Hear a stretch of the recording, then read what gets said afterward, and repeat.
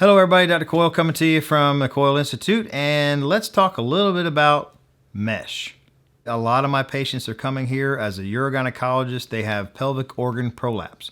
Pelvic organ prolapse is when obviously your organs are falling out and no one likes to see that or have that happen to them, and so we need to talk about ways of fixing that. One of those ways is using a mesh, and I hear it all the time. People say, well, I saw those lawyer ads on TV about vaginal mesh. You're not going to put that kind of mesh in me, are you?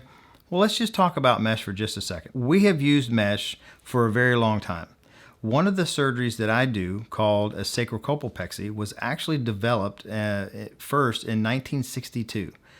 It's been around since 1962. We have used mesh since 1962. Where we have gotten in some of this issue with the vaginal mesh is because back in 2004, a handful of doctors like myself, urogynecologists, realized that when we try to lift up a bladder, going through the vagina to try to lift up the bladder to fix what we call a Sistah Seal, the failure rate for that is around 40% if we just use your own tissues.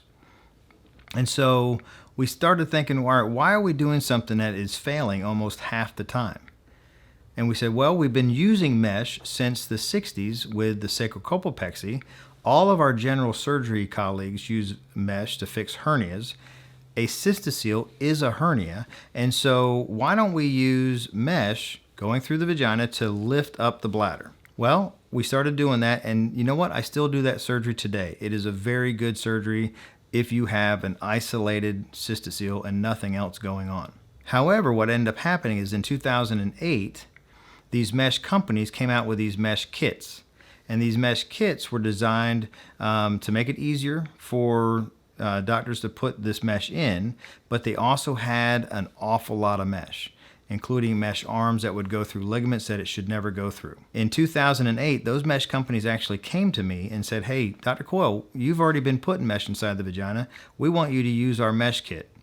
And I looked at it back then. I'm the urogynecologist in town. This is all I do is fix broken vaginas. And I said, you know what? You guys are going to have problems with those mesh kits. And I've never used one of those mesh kits. Well, it turns out I was right. In 2012, the FDA came out with their warning saying, hey, there's a lot of complications with these mesh kits.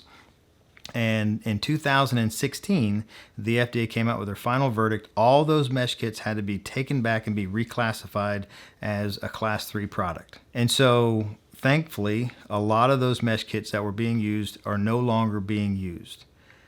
In my practice, though, I've never used those mesh kits, and we have an incredible success rate using mesh with the sacrocolpopexy, or like we talked about earlier. And so a lot of it has to do with how it's being used and obviously who's putting it in. That being said, if you said, Doc, I don't want any mesh in me at all, we have multiple options here. We can do surgeries without mesh. We can either do it using your own tissues, or we can do it using what we call a biologic tissue that comes from either a bovine source or a cadaver graft. Okay, so we have options for you, but I will tell you the only one that has the long-term success rate is using the mesh. And so we'll go over all of those options with you, but I just wanted to give you kind of a rundown of what's going on. So keep in mind, the FDA has said that the sacrocolpopexy is the gold standard, and that is using mesh.